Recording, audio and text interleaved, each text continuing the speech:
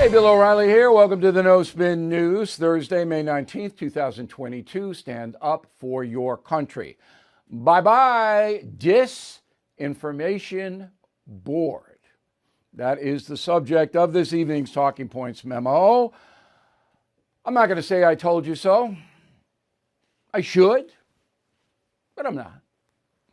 So this whole thing was literally a joke, not a sarcastic joke.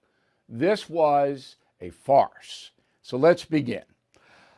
On April 27th, Homeland Security Secretary Alejandro Mayorkas, who could not run a Motel 6, in my opinion, presented the Disinformation Board to lawmakers at a hearing before the House Appropriations Subcommittee on Homeland Security. Summing up, here's what Mayorkas put forth. So what it does is it works to ensure that the way in which we address threats, the connectivity between threats and acts of violence are addressed without infringing on free speech, protecting civil rights and civil liberties. From the very beginning, this was one of the most foolish exercises I've seen in my entire career. Then Mayorkas appoints 33-year-old Nina Jankowicz, there she is, as the leader of the Disinformation Board. Why did Nina get the call? Because she is the queen of disinformation herself. And we chronicle that here. I'm not going to go over it again. You can come back to me. We've seen enough of her. But she's a far-left zealot and has no credibility at all. And why she was appointed, I don't know. Maybe we might ask Ms. Jean-Pierre. Wait. Why was Ms. Jean-Pierre appointed press secretary? I just don't know. Not done on merit or anything like that, experience. So anyway, this Disinformation Board immediately upset conservatives. Every right-wing show and on talk radio, they were crazy. They're coming for freedom of speech. It's just one example. Go.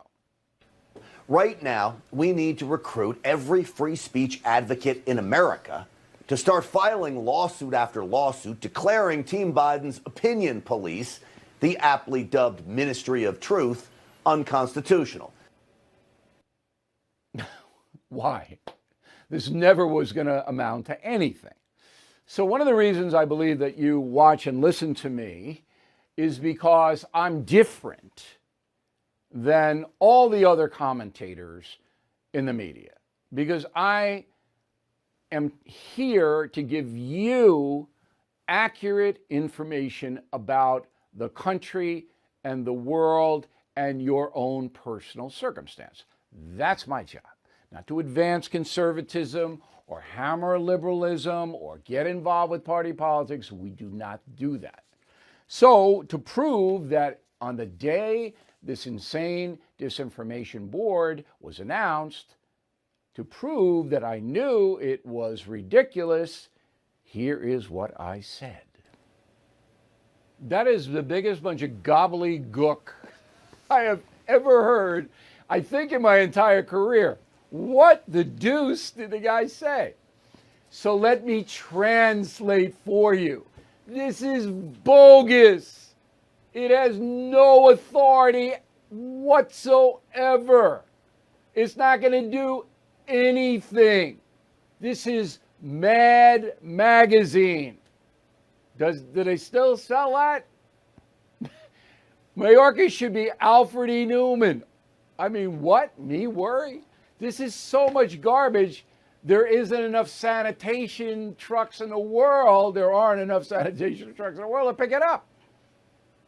Now, the problem is that people hear this and they panic. I got emails, the violation of freedom of speech. They're going to get us. They're coming to get us. Some now they're going to get guys with guns to come and get us. I mean, really. It's nothing. Nothing at all. Another diversion from Alejandro, who knows the border is totally open with migrants and narcotics flowing across in record numbers. So he's going to establish a disinformation board? Oh, come on. All right, there you go. Just call me Yoda. You get those ears going on or something like that. But look, the importance of this whole thing is that propaganda always has an immediate impact, but then it just flitters away because there is no power at the federal, state, or local level to establish any disinformation, anything. Now, we live in a country that allows freedom of expression. Okay, so that's that.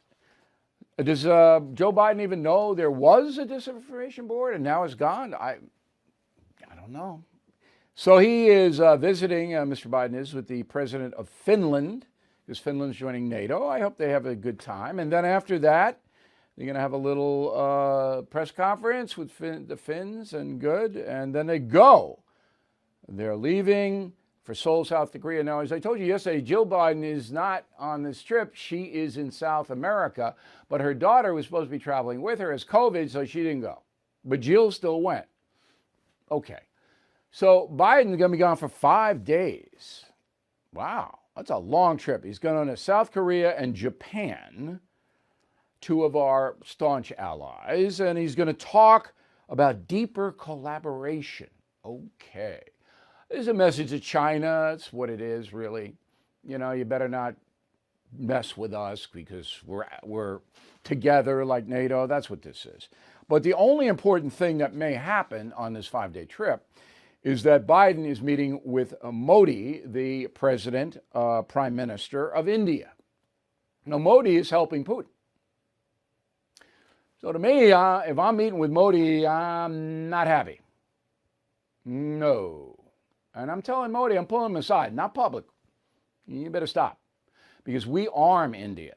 The United States sends India arms because China is trying to steal Indian territory in the north, in the Himalayas. That's what China does. All right? And we arm India.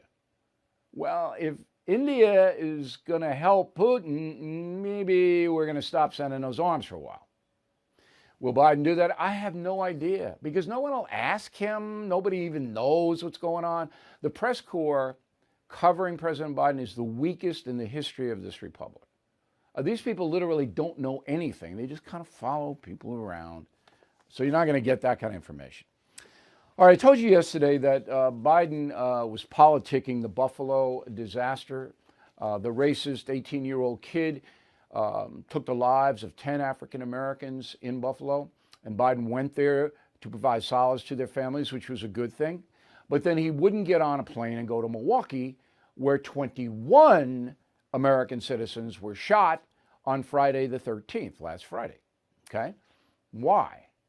Why wouldn't Biden go to Buffalo and then go on to Milwaukee, so our flight, that's all, and then give solace to the families there of the 21 who were shot?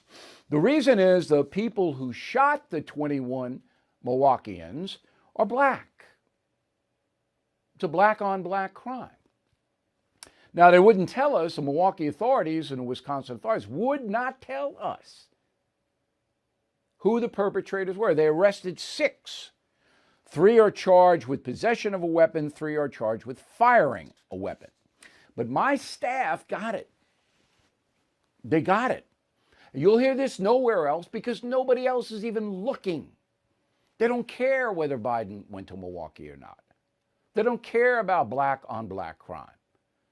And I'll submit to you that out of the 21 shot, most were African Americans. We don't know who the victims are yet. And local news in Milwaukee, forget it. Forget it. Not interested. Okay? But we do know who the perps are. First perp, Otis Green, 28-year-old, African American with a record. All right? Possession of a weapon. Jeremiah Fralin, 20 years old, African American, has a record, possession of a weapon. Marlaik Brown Jewell, possession of a weapon, 22, African American. All right. Brown Jewell was charged with sexually assaulting a 13-year-old girl in a separate case. Marquis Jackson fired a weapon, age 24, African American. All right. And Marquis has got all kinds of problems with the law. Christopher Murray fired a weapon, 23-year-old African American, all kinds of interactions with the police. Lamont Siller fired a weapon, 21 years old, African American, on and on and on and on. I'm sure they were all in the gangs. I'm sure that they were. Okay, so this is a scandal, and people just don't understand how big a scandal. So the President of the United States rightly goes to Buffalo, where the white racist shoots the blacks, kills them. Then the black gang members in Milwaukee shoot 21, and miraculously nobody died, but they're still shot. Their whole lives are altered, and Biden won't go to Milwaukee. That's a scandal. But the bigger scandal is the press won't cover it. We are an independent news agency here, but we're a small news agency. This isn't ABC News. We don't have those resources. Yet we do a much better job covering the news here than they do, because they don't care about that. It doesn't fit the narrative. Black on black crime doesn't fit the liberal narrative of white supremacy. And you got to know it. I know I'm talking to the choir. I know you already know. I know that you already know. There's no doubt in my mind. But I'm so outraged as an American citizen, not just a journalist. I mean, I've come to accept the fact that American journalism is gone. It's vanished. Very few people practicing it now. It's a shame. I'm lucky enough as I was in the golden age of it. Okay, I got to be a network correspondent. I traveled all over the world. I covered legitimate stories. I was able to do that. And I interviewed 5 presidents. I mean, so I was lucky. Now it's awful. I thought you would like to know that. I don't think anything else is going to come of this, but Joe Biden is an absolute hypocrite. He used the deaths of those 10 African Americans in Buffalo, once again killed by a white racist. There's no doubt about that. Okay? He used that terrible occurrence for politics, for political reasons. That's terrible. Governor Hochul using the Buffalo situation. I don't call it a tragedy, the Buffalo crime. There's Hochul. She's up for re-election. She's in trouble because New York State is in a state of disarray. So Hochul's in trouble. So Hochul hops on the white supremacist bandwagon, issues 2 executive orders. First one, the state police will establish a dedicated unit within the New York State Intelligence Center to track domestic extremism. That's white supremacy. She's not going to track Antifa, okay? And increase social media monitoring at the Intelligence Center. So they're going to spy on social media. I don't have a problem with spying on social media, by the way. If somebody's on social media saying, I'm going to kill black people, they ought to get a visit. Okay, the second executive order requires state police to seize weapons under the state's red flag law from people determined to be a threat to themselves or others. Well, that sounds good, but you can't seize anybody's weapon unless they're charged or they are committed to an asylum. So you can't go in and say, I didn't like your post, so give me all your guns. That's unconstitutional, even in New York. Hochul. Supply chain issues have been a catalyst in bringing high-tech manufacturing back to the USA. My tech expert and founder of Brownstone Research calls it the Great Recalibration, and he discusses it in his newsletter, Near Future Report. For the past 35 years, he has helped his subscribers safely navigate volatile times, and he also answers your most pressing questions, like how to protect your money from inflation. What are the implications of a new digital currency and the Great Reset? What will the Fed do with interest rates? And what is expected from the stock market in 2022? Brownstone Research has been at the forefront of nearly every major market move for the past 35 years. Let Jeff Brown help you by signing up for his newsletter today at a 75% discount. It's a 12-month subscription for only $49. Please go to jeffbrowntech.com. jeffbrowntech.com. jeffbrowntech.com.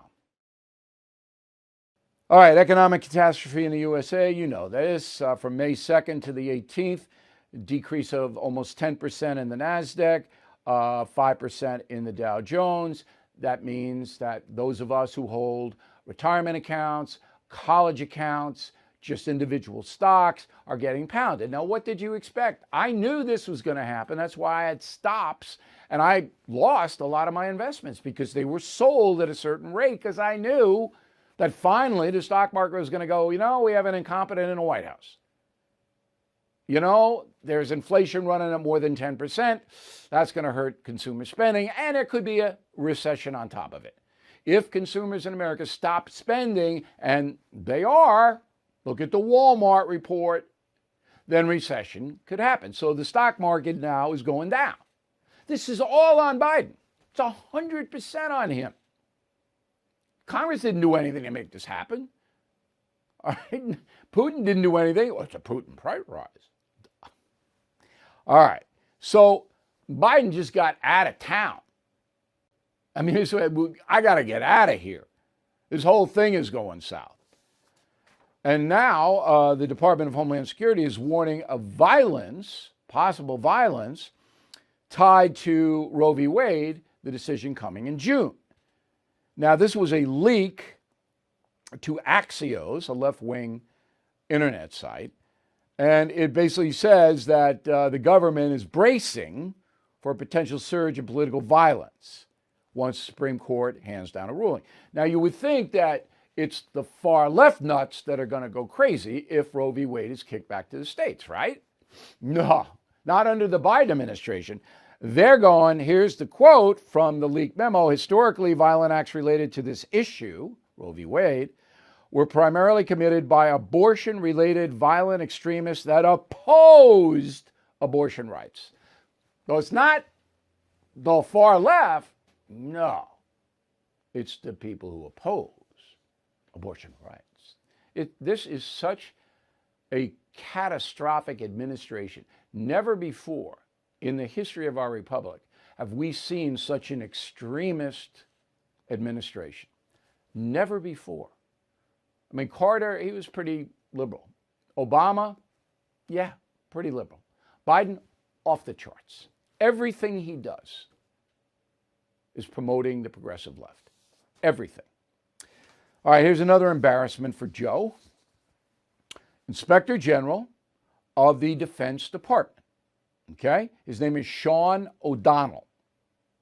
He says that now, because of the way the USA withdrew from Afghanistan, everybody remembers that, okay, that they don't have any intel capability in that country. Quote, the DoD's over-the-horizon counterterrorism strategy has faced several challenges, including a lack of physical presence in Afghanistan or neighboring countries, reliance on overflight permission from Pakistan, and the loss of human intelligence assets on the ground. They don't know what's happening inside Afghanistan. But I do, and it's all in Killing the Killers, the secret war against terrorists.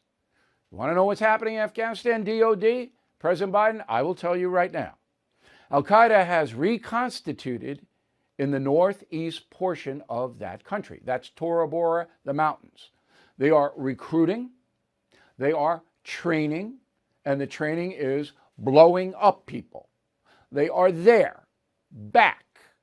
They were out of there when the U.S. occupied Afghanistan, okay? ISIS-K, 2,000 of them, they don't like the Taliban for some insane, Islamic reason. I don't even get involved with that. But every time you hear a bomb go off in Kabul, that's ISIS-K, all right? But they're there because there's no central authority in Kabul anymore. There's no one runs Afghanistan.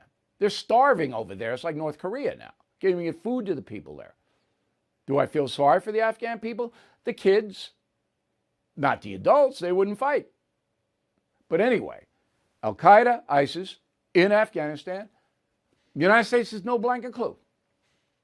The only reason I know is because I talked to national security advisors who saw this happening.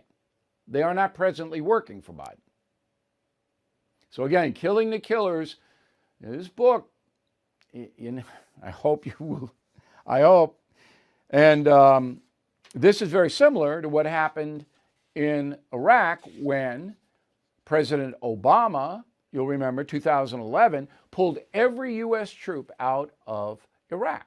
Didn't have to, but here's what he said. Go. The last American soldier will cross the border out of Iraq with their heads held high, proud of their success, and knowing that the American people stand united in our support for our troops. What happened after that? Al-Baghdadi and ISIS took over half the country, killed tens of thousands of innocent human beings, including Kayla Mueller, who's a centerpiece of Killing the Killers, and 3 other Americans who were captured by ISIS. Where do you read it? You're not going to believe what happened to these Americans because Obama pulled every troop out of Iraq. That's what happened. Now, ISIS is back in Iraq now. Does Joe Biden know that? I don't know whether he knows. They're not back in force because Trump decimated them.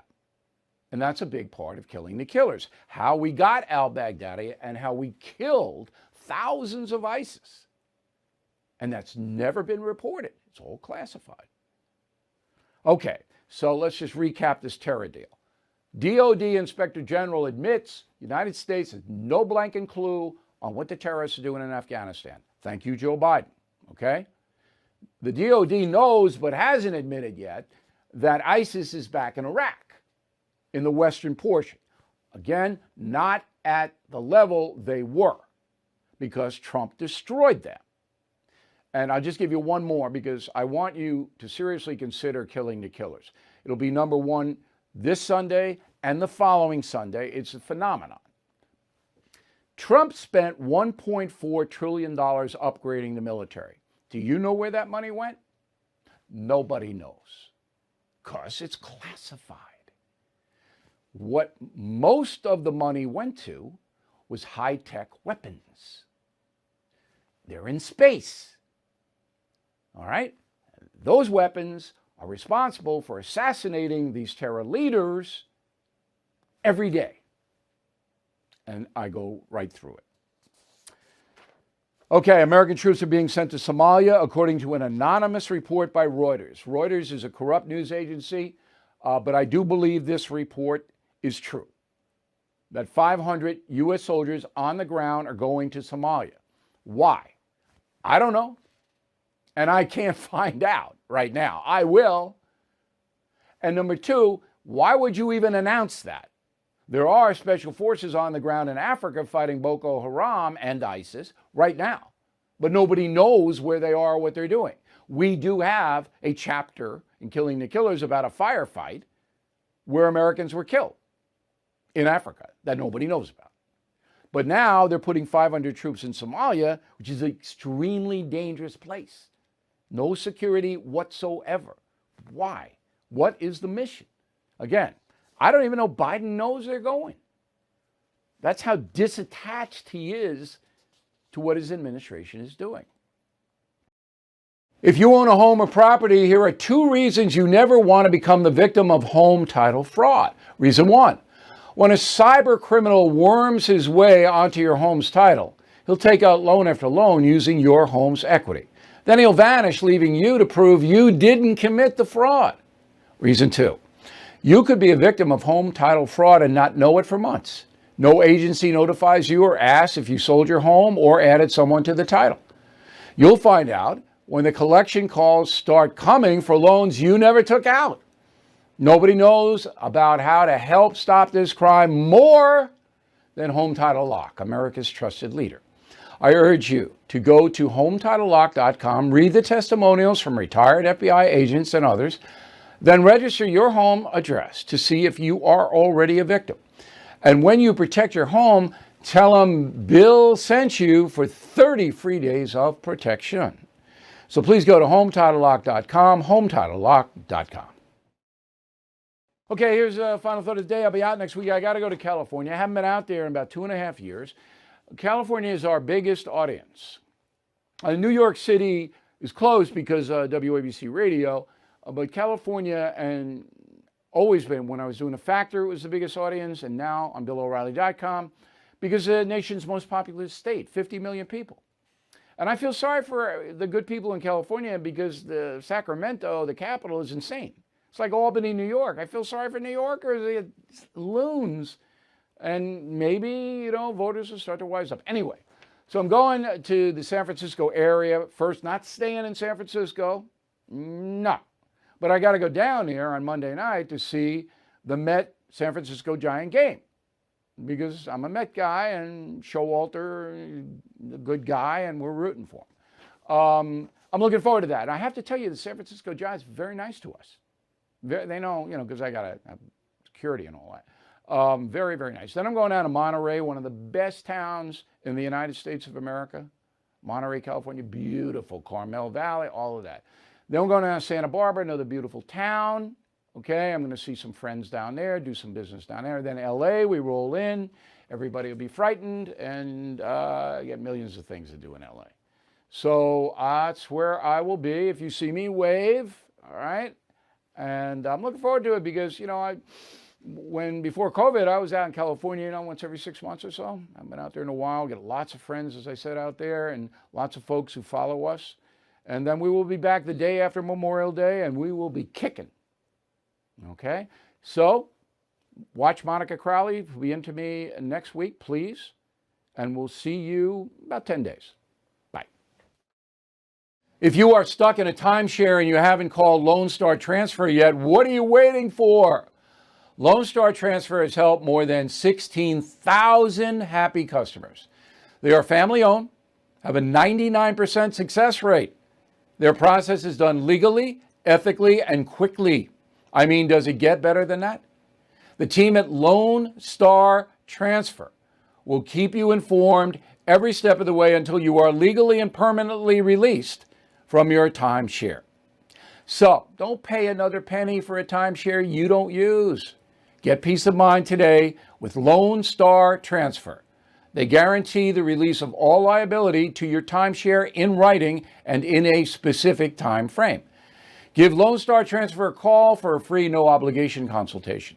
855-551-7066, 855-551-7066, or online at LoneStarTransfer.com.